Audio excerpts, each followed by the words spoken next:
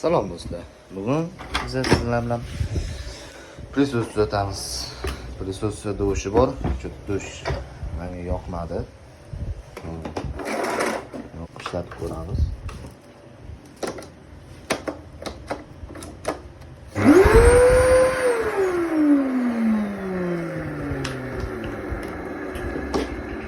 O'ylashim bo'yicha pachina ketgan.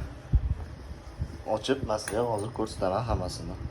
Mana do'stlar, prisosimizni ochib oldik, motoriga sug'urib oldim. Endi buni sochamiz. Mana ko'rsanglar bo'ladi. Pachina ketgan. Mana esa вообще sochilib ketdi. Endi buni hozir chiqaramiz. Mana do'stlar, pachinini ham yechib oldik.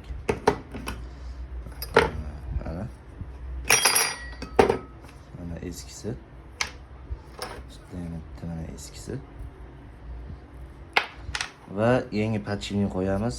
Original CU degani.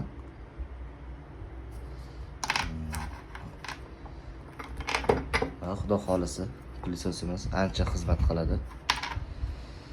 Mana motorimiz tayyor. Buni hozir ishlatib ko'ramiz. Buni uyda o'zingizlar qaytarmaganinglarni so'rab qolardim, chunki bu juda xavfli jarayoni.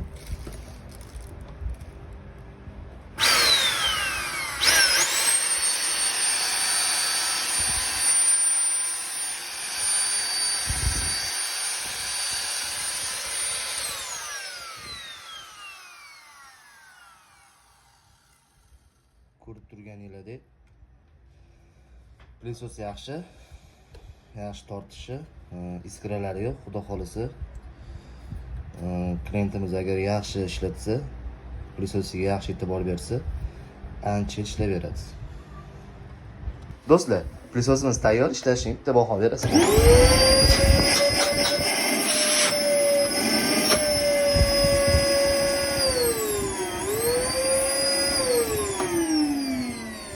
Maslahat beraman. Iloji bo'lsa, anaqa filtr orqasiga qo'ymanglar, chunki ko'rib turganinglardek havo o'tmaydi, hatto yorug' ham o'tmayapti.